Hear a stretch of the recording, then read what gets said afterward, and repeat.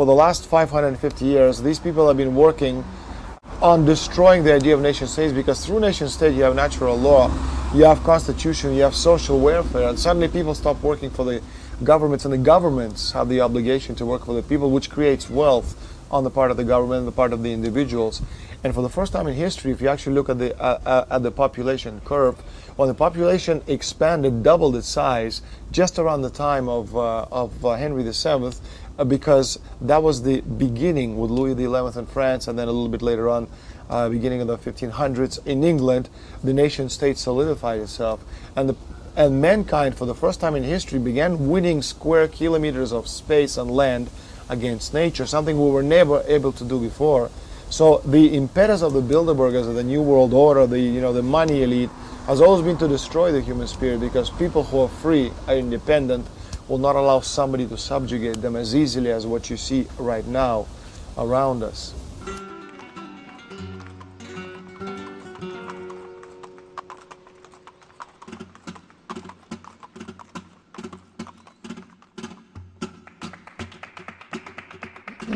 They've, lately they've had to improvise, because, again, you have two things. You have one, which is infinite growth, and the other, which is finite energy supplies. The whole idea behind the eliminating nuclear energy as a valid source of energy is that it allows third world nations to free themselves from the yokes of the New World Order, the International Monetary Fund, and the World Bank. If I'm the third world nation with the nuclear energy, I don't need their handouts, which means they don't have me, which means they don't have my lands.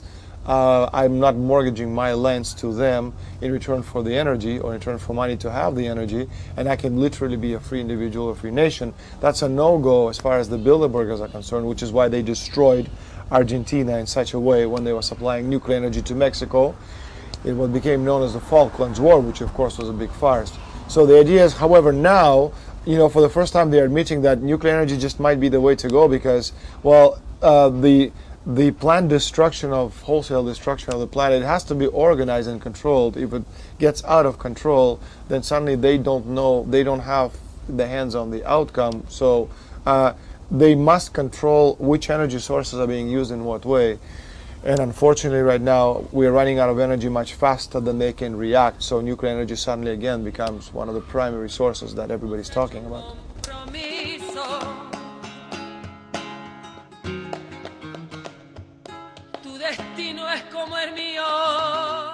The National Security Memorandum 200, called the Kissinger Memorandum, articulated the primary policy, 1974, articulated the primary policy. The problem we face is overpopulation. To what degree do you think the Bilderbergers are addressing this problem? Well, actually, the Kissinger Memorandum was a plagiarized version of Gian Maria Ortiz's version. Gian Maria Ortiz was a Venetian monk who had formed part of the Venetian black nobility, who talked about this 200 years before that, exactly the same thing. And, the Kissinger version, the famous Memorandum 200, is just a plagiarized version of that. The question is, who cares what the origin is? The point is that these guys pick up shit from everywhere, and they run with it.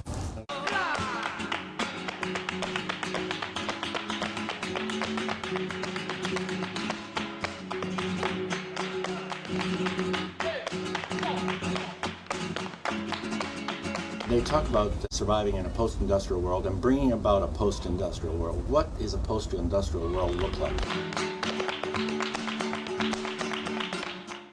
Post-industrial world looks exactly the way it did 200 years ago. If you want something, you just go to your friend or your next door neighbor, you give him cheese, he helps you with your computer, you give him milk and he does something for you, or if somebody cleans your house, you go and walk their dog. It's in a world where you won't have money, because again, money ultimately loses all value when you don't have energy supply, because money, all it means is the ability to do work. Without energy, there is no money. When there is no money, or unless you have local currency, which is a very good solution on a very local scale, unfortunately, I don't see that working on a global scale, because the global elites, the Bilderbergers, simply will not allow that kind of thing to prosper.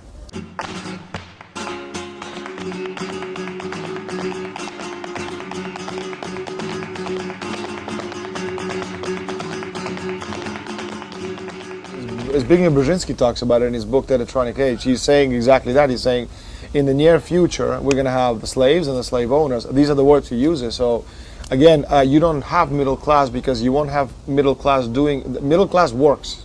The poor, they do basic things, and the rich have money.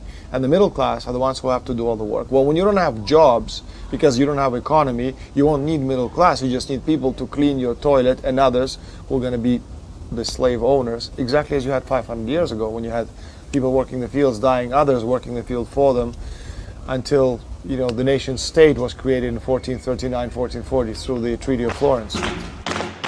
First of all, we have inside sources who are members of the Bilderberg elite. They have been passing us information for now 10 years, more or less. Second of all, none of the stuff I do is hearsay, and you could see it as a result of all these years of investigation. Although all the evidence I have given ahead of time, predictions as to the things that will happen. A couple of years ago, again, over the years we've talked about, in 1996 that the Bilderbergers were planning the war in Kosovo. That was 3 years before the war happened. A year and a half before, Jane, which is Jane's, is the premier investigative magazine in the world. They announced that there's a war, being organized for Kosovo. We talked about it in 1996. A couple of years ago in Germany, we said that Angela Merkel is going to be the president of the country before Angela Merkel was even the elected candidate for her party. In 2002, I said the oil is going to go up to about $100 a barrel. At the time, it was 20-something, I think 27 or $32 a barrel. Again, these people talked about it because that's what they do. When they get to these meetings, they work very, very hard at bringing all these important issues out into the open. And they said, this thing is going up, we're running out, we have so many years left, which means that we're going to be at about $100 a barrel. And then a couple of years later, Goldman Sachs in 2004 or 5 came out with their report for their top shareholders, 1% of their top shareholders exclusively, where they talked about the same thing. We're looking at a possibility of oil going to $105 a barrel. That was 2.5 years after we predicted that. Gold, that's another thing. Last year, after the 2006 meeting in Canada, in Canada, we said that that gold at the time was, I think, priced at $425 an ounce. So this thing is going to about 700, 750. It's 770 right now. It doubled its value in 1 year. We predicted a year ago that the financial markets and especially the housing market is going to collapse, not only in the United States but in Spain. Both of them collapsed at the same time, March, April 2007. This list, there are hundreds of these things I can name off. I don't even remember most of them. They're all written down somewhere, but I just can't. There are just too many. Do you know what I mean? So that's one of the ways we do it, through the sources we have, contrasting information. We also talk to the people who are members not only of the Bilderbergers, but of the Aspen Institute, Trilateral Commission, CFR. We get access to all of their reports and documents. We've been following them for many, many years. And then we also work in other fields as well, such as the energy field, with a lot of energy experts who are no way at all related to the Bilderberger scientists, who only work with hard data and hard numbers. And these people, all of them, are saying the same thing. We are at peak, and the society is about to change. In the 1990s, early 1990s, companies were spending 30% of their benefit in research and development and looking for new oil fields. Right now, I think it's about 5 or 6%. If you're talking about oil fields, and this is oil fields generate energy and wealth for the companies, they should be spending more money, not less. If they're spending less because they know that they will never recoup their investment, tankers. If we have so much oil, why are these people decommissioning tankers and not building new ones to supply all this oil to the markets?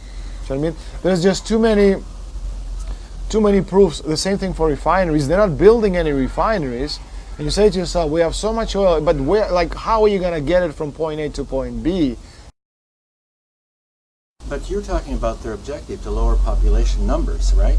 So what better to pull off a scam by saying peak oil, lower the numbers, stop investment, no more tankers, nothing. We just shut the whole thing down and everybody will believe this goddamn thing, that peak oil exists. Well, unfortunately, again, you have two things. One is the infinite growth. You can only have that with energy. And the other one is the finite energy supply.